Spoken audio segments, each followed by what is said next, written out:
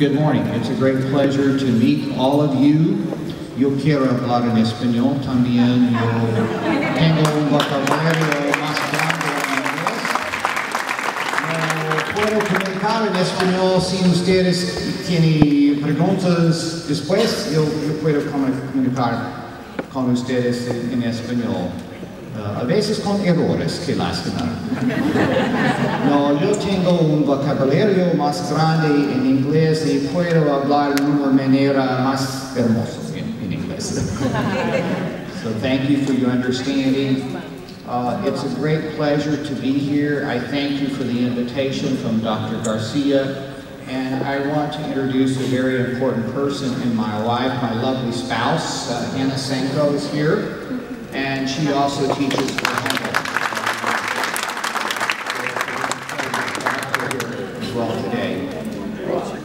I want to talk today about from the topic of preparing our students and colleagues for a time of rapid change. When I think about rapid change, I always think about a telephone call that I tried to make years ago in Nigeria. I was sent to Nigeria in the 1980s as a consultant. And when I got to Nigeria, I was in my 20s at the time, and I wanted to make a telephone call home to tell my parents that I'd arrived.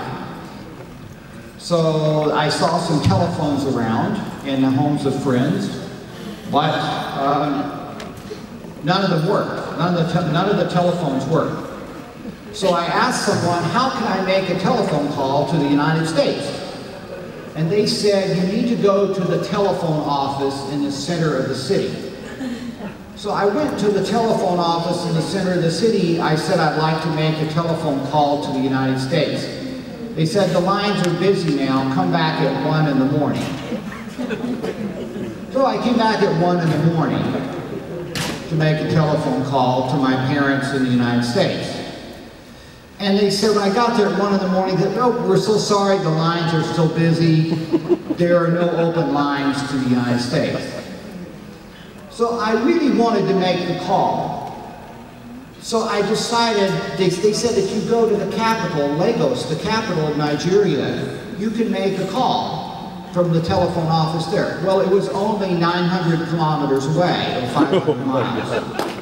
So I decided I really wanted to call. So I took a bus to the capital of Nigeria, and I got there and I was able to make a 5-minute call to the United States. Well, the good news is that Nigerians aren't experiencing that problem anymore.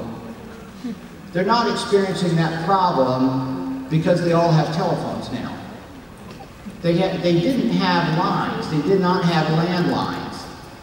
And there was a lot of corruption in the government that kept people from having landlines. But when cell phones came in, they skipped a complete step in development. And now there are cell phones. And I was there, I taught in some East African countries about 10 years ago. And the internet was there. There's the internet as well now. All over Africa, there's the internet. So we don't have that problem anymore. And it's a testimony to the kind of rapid change that we have seen over the last 70 years. This has been a time of enormous change. And I want to talk to you about that for a few minutes today. First of all, let me tell you how I learned about this subject. First of all, I learned it by being involved in change myself. I've been to 45 countries, lived outside the United States for 7 years. I've experienced a lot of change. I grew up in a religious movement that practiced the 1920s. So even though I was supposed to grow up in the 1960s, I actually grew up in the 1920s, culturally speaking. And I made the change when I was in my 20s, and I went to university. I had to move from the 1920s to the 1990s in about 2 years. It was a rapid change. So I've experienced it and I've learned it, and then I've certainly read a great deal about what's coming in the future. How do we know? How do we know what's coming in the future? One of the best ways to learn is to look at the past. So there are three important questions that I think we need to ask today. First of all, what can we learn from history about the future? Second, what may happen in the immediate future? This is also important. And then third, what can we do to prepare for the future now? So these are our three important questions that we need to ask. First of all, what can we learn from history? Well, we know, for example, that in the last 70 years, there's been a huge move from the village to the city all over the world. People have moved to huge cities. We've seen the growth of enormous cities. And we've seen a decrease in people who live in the countryside. And this has been a change. Many times people came to seek employment. But it's also been a philosophical change as well. As many people left the old ways and they moved to the modern ways. And it's involved much change. For example, individuals who moved from India to New York City, what do they do with the old traditions? Do they continue to practice the religion of their childhood? Do they continue with practices such as arranged marriage, for example? Or do they adopt more modern ways? So it's been a time of a geographical move, but it's also been a time of great philosophical and religious change as people move from the village to the city. Look at your own family. Look at your own families. You've had relatives that moved from the village to the city. My father grew up as a farmer in the United States. He moved to the city. Most Americans lived in the country in the early part of the century. After World War II, they moved to the city, and that was true in many countries in the world. So that's one of the things that we know. And then the other thing that has happened is old empires have declined, and new empires have taken their place. There have been 90 new nations formed after the Second World War. Many of them because of the decline of the British Empire.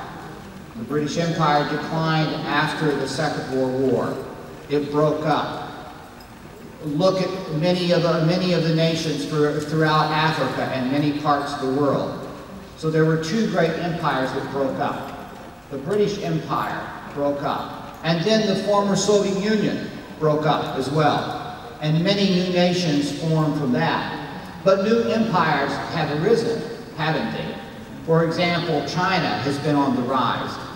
China now is the second strongest economy in the world, and analysts think that China will be the strongest economy in the world soon.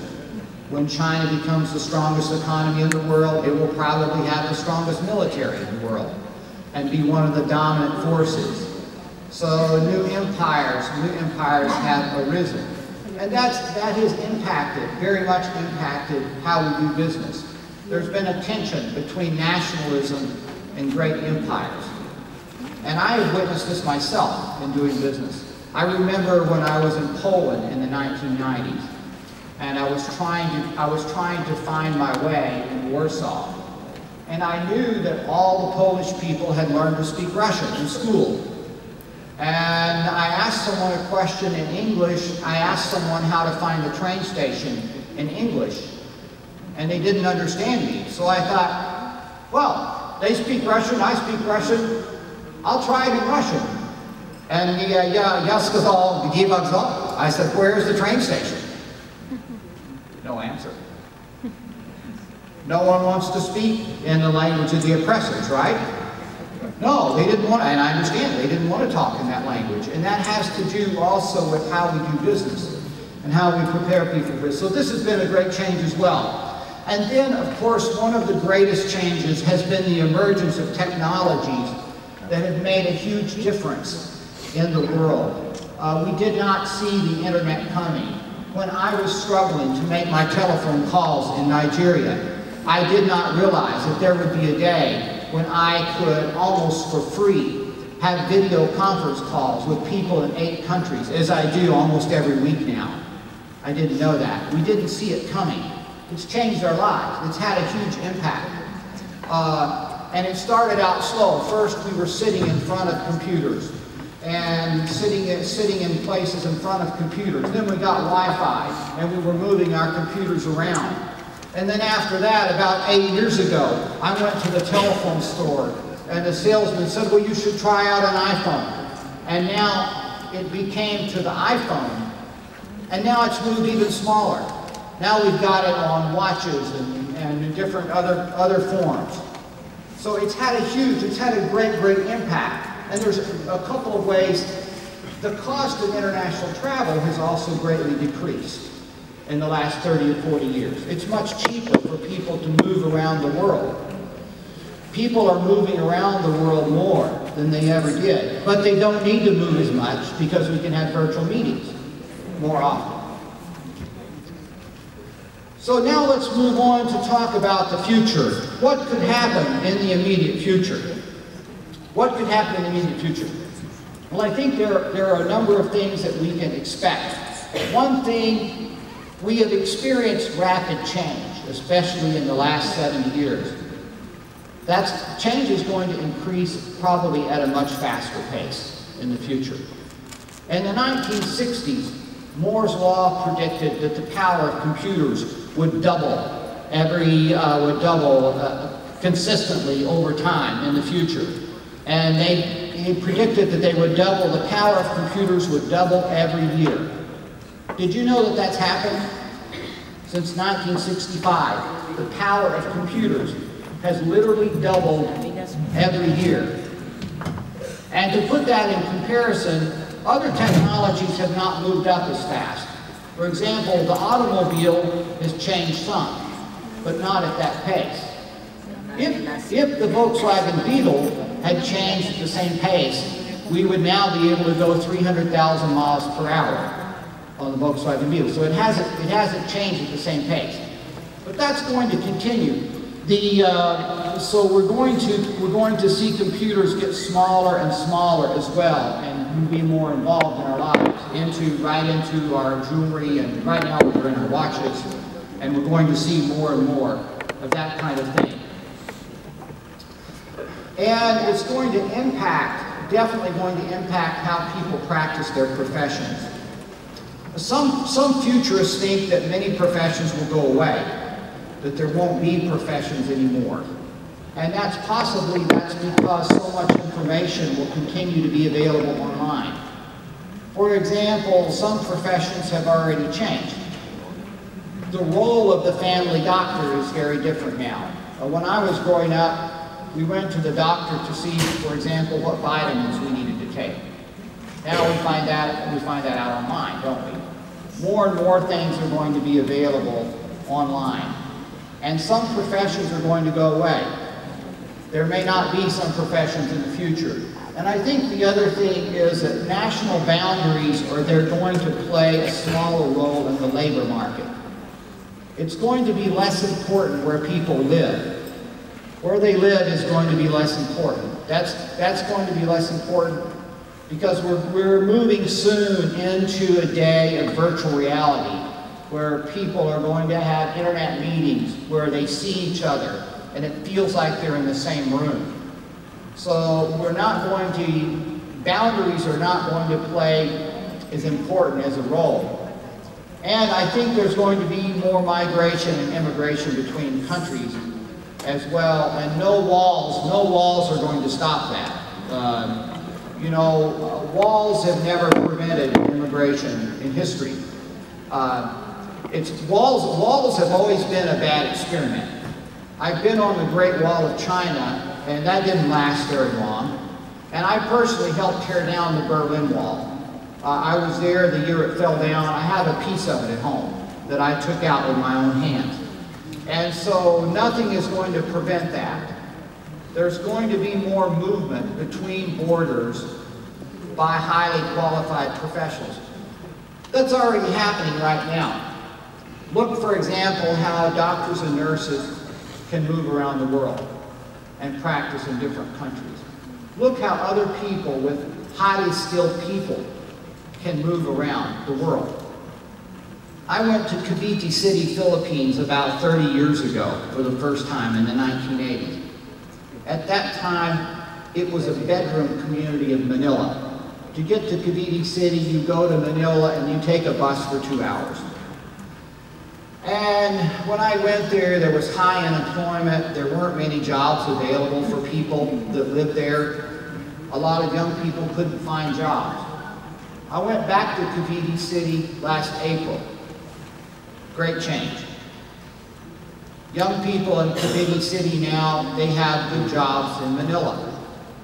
Because of the internet, a lot of work, a lot of companies like IBM have opened up places there. They work there. They can also get jobs online. They also get jobs over the internet. And so the economy has gotten better. And also, those with higher skills have moved. They moved to other countries to work. I met a therapist, for example, who was living and working in Jordan. He was just there for a few days to go back. And so I think national boundaries, they're not going to control the flow of work as much. We're going to see more people work virtually as well, in virtual reality. How are we doing on time? What time are we wrapping this up today? Okay, how many more minutes? We don't have a coffee break, so we can take Okay, I promise not to take all day. Although I love to talk about this. We love to hear. Well, thank you. So, for example, if you need an attorney in the future, you're probably not going to look for one in Miami if you live in Miami. You're probably going to go to the internet and get the best attorney from the whole world that can help you. And the same if you need other professions as well, and you probably won't ask what country. And here's something important for all of our Humboldt students. Online learning is going to play a critical role in the future. So much of learning has already moved online. That's going to continue to play a major role. I talked a few months ago, I had dinner with some colleagues from a large online university, and I asked the person involved in developing curriculum, I said, where is online education going? She said, it's going to virtual reality. She said it won't be long until you will feel like your students who are in 5 different countries are sitting around you. You're going to feel like they're sitting around you, that they're right there, that you're interacting. And so if you are learning online right now, you're preparing for the future. You have a huge advantage over others because you're preparing right now, because it's going to continue. And there have been experiments with robots in elementary education, teaching, that have had good success so far. And the robots are going to be more involved in learning as well. And I think and I hope, although I can't be sure, I hope that the disparity between rich and poor decreases because borders are not as important and because more jobs are available virtually. I pray and I hope that. You know, talking about the future is very courageous because we never know exactly what's going to happen, do we?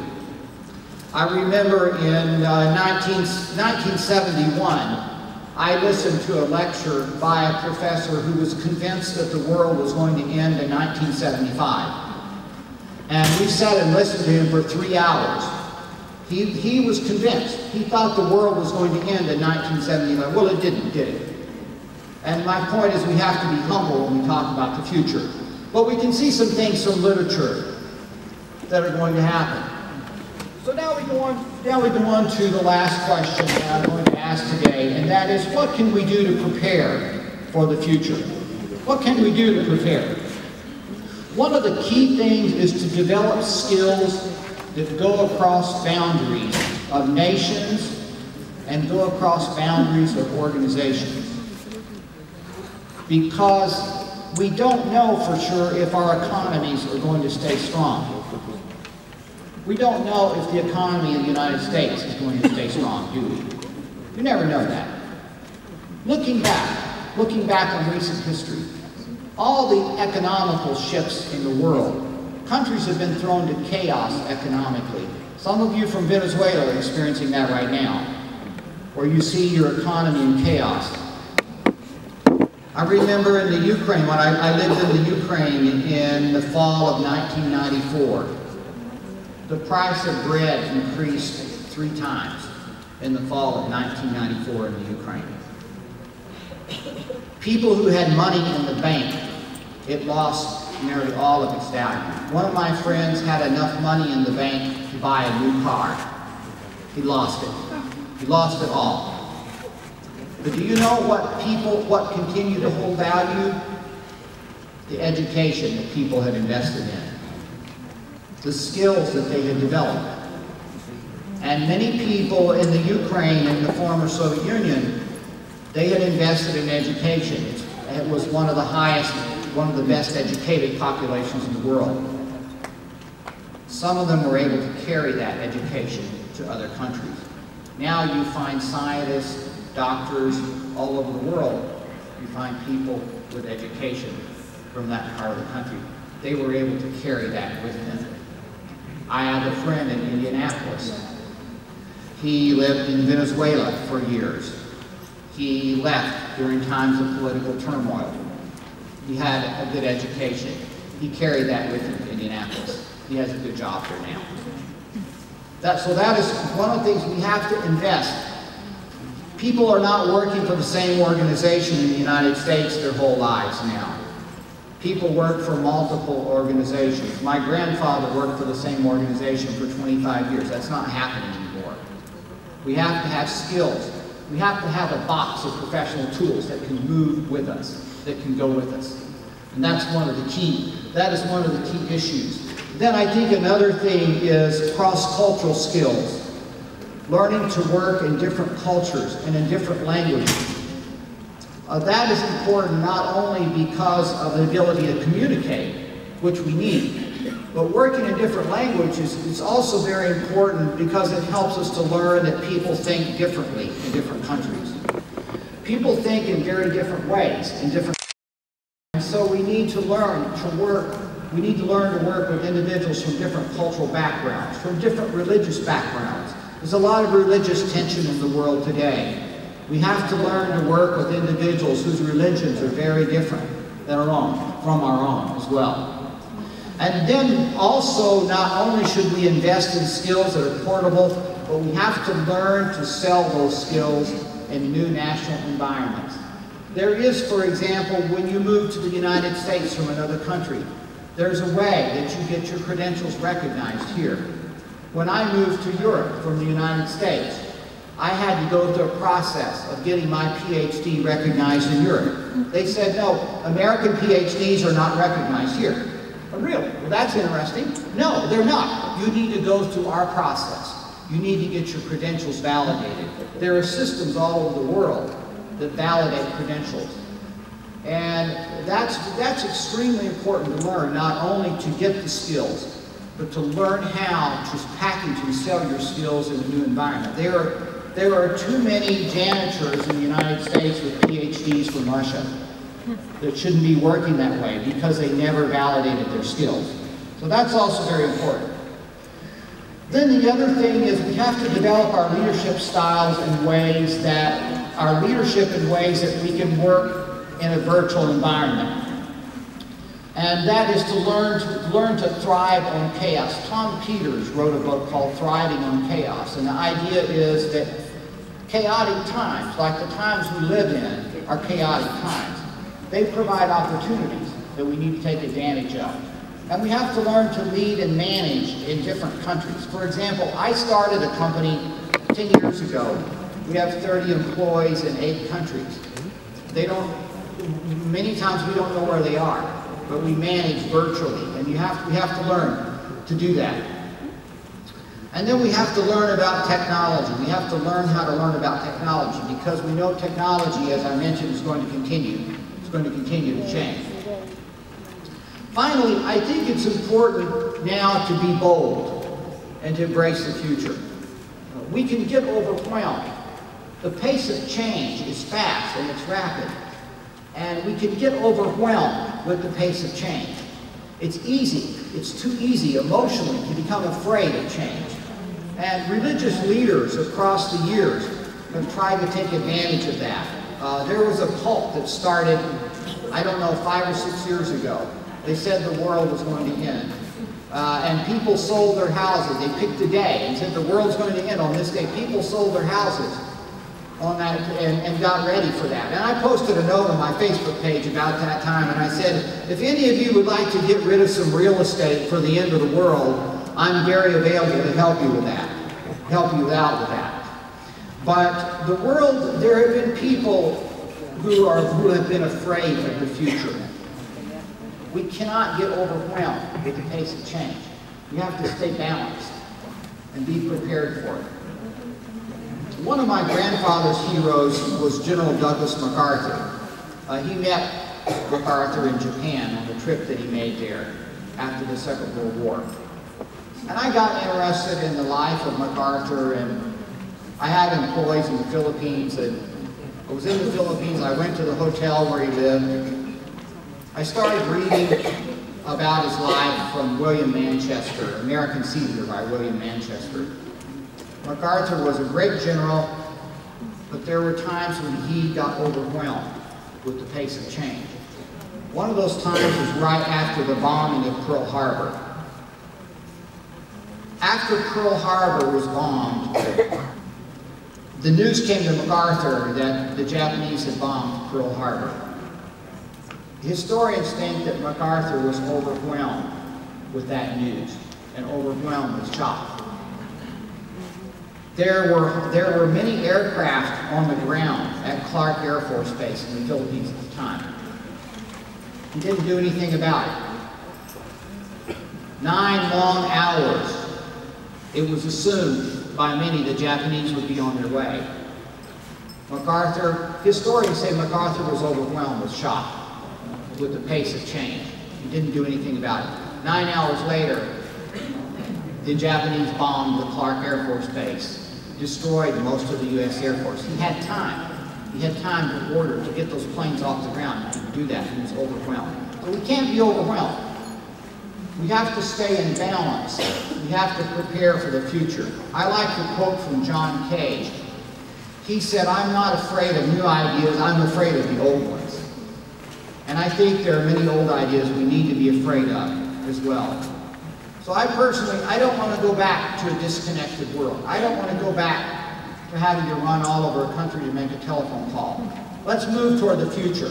Let's embrace change. Let's prepare for it. We can be prepared for a time of rapid change. Thank you very much.